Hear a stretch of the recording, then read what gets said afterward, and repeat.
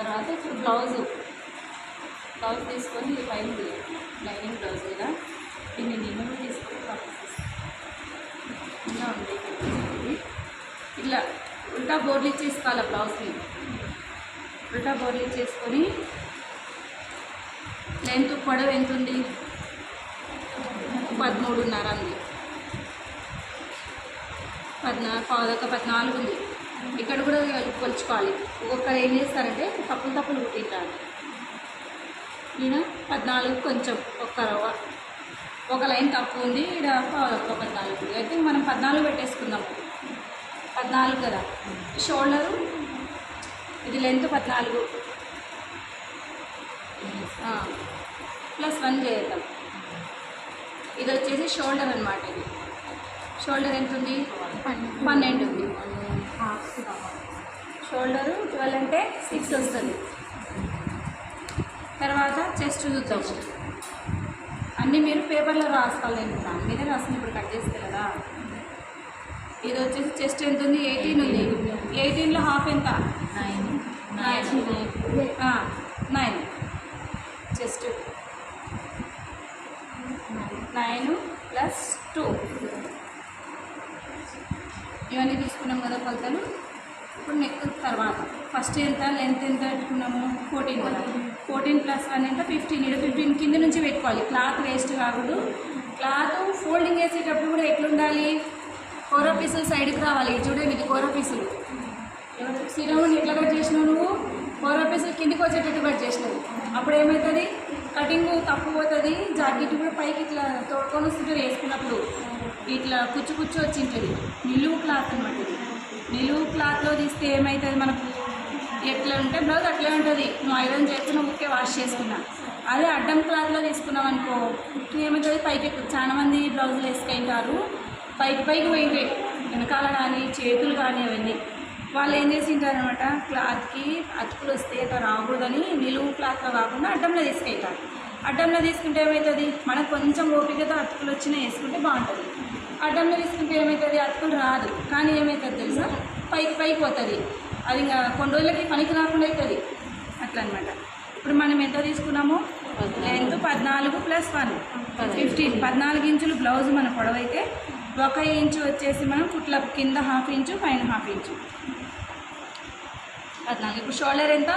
6 ఇంచులు అనుకున్నాం కదా. 12 ఇంచులు ఉంటే సగం 6 ఇంచులు. సగం ఎందుకు తీసుకున్నాము? ఇది డబల్ ఫోల్డ్ ఉంది క్లాత్. డబల్ ఫోల్డ్ ఉంది కాబట్టి ఇది 6 ఇంచులు తీసుకున్నాక ఈడ 15 తీసుకున్నప్పుడు ఈడ 15 ఉందా లేదా చెక్ చేసేసుకోవాలి. ఉంది కదా 15 వచ్చింది. ఇప్పుడు చంకడౌన్ ఎంత చేసుకోవాలి మనం? 6 చేసుకోవాలి. ఇప్పుడు ఒకవేళ మీకు మర్చిపోయినారు, వీళ్ళ చంకడౌన్ చూసుకోవాలా. 6 వస్తుంది. కానీ వీళ్ళు చాలా కింద చేసిన డౌన్. ఇంత కిందికి కూడా చేయకూడదు. దీనికే రావాలి. 6 తీసుకోవాలి. 6 తర్వాత ఇక్కడ నుంచి ఇక్కడికి మనం 6 తీసుకున్నాం కదా. ఇక్కడ 6 ఉందా లేదా అని చెక్ చేసుకోవాలి. ఎందుకంటే మెజర్మెంట్ కరెక్ట్ రావాలి కదా. కాబట్టి 6. ఇది వచ్చేసి ఇది సెంటర్ పాయింట్ అనమాట. ఇది దేనికి సెంటర్ పాయింట్? చెస్ట్కి సెంటర్ పాయింట్. ఇట్లా చేసిన తర్వాత ఇప్పుడు చెస్ట్ ఎంత అనుకున్నాం మనము? 9 + 2 11. 11 ఇంచులు ఇక్కడ నుంచి పెట్టాలి. మనం ఇట్లా పెట్టినా ఒకటే, ఇట్లా పెట్టినా ఇట్లా పెట్టి కష్టపడి అంటే ఇట్లా పెట్టుకుంటే ఈజీగా అనిపిస్తుంది. మనం 11 ఇంచులు కనిపిస్తుంది. 11 ఈ నుంచి ఇడికి 11 ఇంచులు. 11 ఇంచులు పెట్టుకున్నాక వీళ్ళు కొద్దిగా ఎక్కువ పెట్టమన్నారు నాకు క్లాత్. ఇంకా నేను 2 ఇంచెస్ వదిలినాక కొంచెం ఎక్కువ పెట్టమన్నారు. ఒక 1/2 ఇంచ్ ఎక్కువ పెట్టుకుంటా అంతే. ఇప్పుడు ఈడ చూసుకోవాలి మనం. ఈ నుంచి ఇడికి కొలుచుకుంటే ఎంత ఉంది? 9 ఉంది కదా. ఈడ కూడా 9 ఉందా లేదా అని చెక్ చేసుకొని ఇక్కడ గీసేసుకోవాలి. గీసుకొని ఇట్లా స్కేల్ ఉండాలన్నమాట.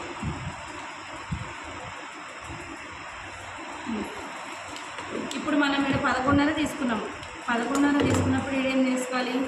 1/2 ఇంచ్ తగ్గించి 11 పెట్టుకోవాలి. మీకు బోర్డు మీద చెప్పింది కూడా ఇదే కొత్తలే. ఏం షర్మిలా ఇస్తున్నాం లేదా?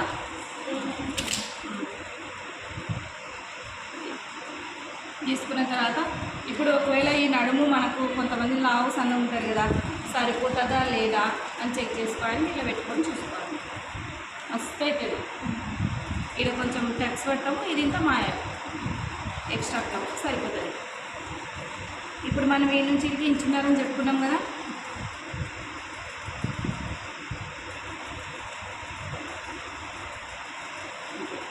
ఇంచున్నర తీసుకున్నాం. తర్వాత ఏం చేయాలి, ఈ షోల్డరు మనకు మామూలుగా అయితే ఇది 2 ఇంచులు తీసుకుని ఇది తీసుకోవాలి. ఆల్రెడీ బ్లౌజ్ ఉంది కదా, బ్లౌజ్ నుండి ఏం చేయాలి, ఇట్లా పెట్టేసుకోవాలి. ఈడ కొంచెం కుట్లకని వదులుకున్నాను క్లాత్, ఈడ కొంచెం కుట్లు వదులుకున్నామా. వదులుకున్న తర్వాత ఇప్పుడు వీడి వరకే మనకు షోల్డర్ మార్కింగ్ అనమాట. ఇప్పుడు వీపు చూసుకోవాలి, నెక్ చూసుకోవాలంటే వీపు చూడాలి. చూడ ఎంత చుట్టూ కుట్టినారు, ఇది ఇట్లా పోయింది. ఇప్పుడు వీపు ఈడ కొంచెం కుట్ల వదిలేసినానా, ఈడ కొంచెం వదిలేసిన. ఇప్పుడు దీన్ని మనం డబ్బా షేప్ చేసేసుకోవాలి. ఇప్పుడు ఇట్లా వచ్చింది కదా, ఇప్పుడు 1/2 ఇంచు ఈడ తీసుకోవాలి మనం.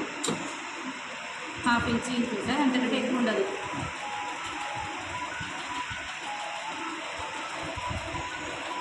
ఇట్లా రౌండ్ చేసుకున్నాం. రౌండ్ చేసుకున్న తర్వాత ఈ నెక్ పెద్దగా అవుతుందా మనకు చిన్నగా అవుతుందా ఏమవుతుందని చూసుకోవాలి.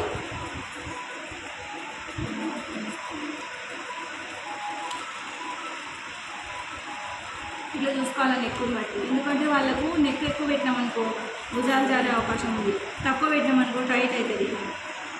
కరెక్ట్ వచ్చింది వాళ్ళ నెక్కి మనం గీసిన దానికి. ఇది కరెక్ట్ కావాలంటే ఈ మెజర్మెంట్ కరెక్ట్ పెట్టుకోవాలి, ఈ మెజర్మెంట్ కరెక్ట్ పెట్టుకోవాలి. ఇది కట్ చేసేద్దాం.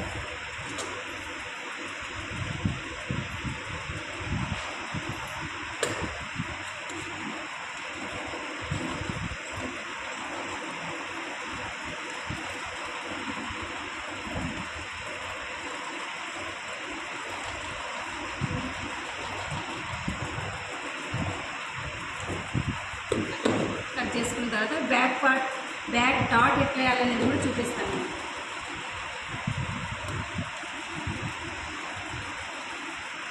ఇట్లా తిప్పాల కత్తెర, ఖర్చులు పడనే పడకూడదు. నేను ఫాస్ట్ కట్ చేస్తే మీకోసం నిదానంగా తిప్పుతాను. ఇది కూడా వేస్ట్ కాదు. ఇది వచ్చేసి ఉక్సుల పట్టి కాజాల పట్టికి వేసుకోవడానికి వస్తుంది. ఇప్పుడు మనం బ్యాక్ డాట్ గురించి, బ్యాక్ డాట్ అంటే ఇప్పుడు మీకు ఈ నుంచి 4 ఇంచులు తీసుకున్నా ఇంతే వస్తుంది. 4 ఇంచులు తీసుకుని ఇక్కడికి వస్తుంది. ఇప్పుడు మీకు ఇది మర్చిపోయినారనుకో 4 ఇంచులు తీసుకోవడము, ఇక్కడ మధ్యలో షోల్డర్ ఉంది కదా, ఇది ఇట్లా ఫోల్డ్ చేసి ఇట్లా పెట్టేసుకొని ఇక్కడ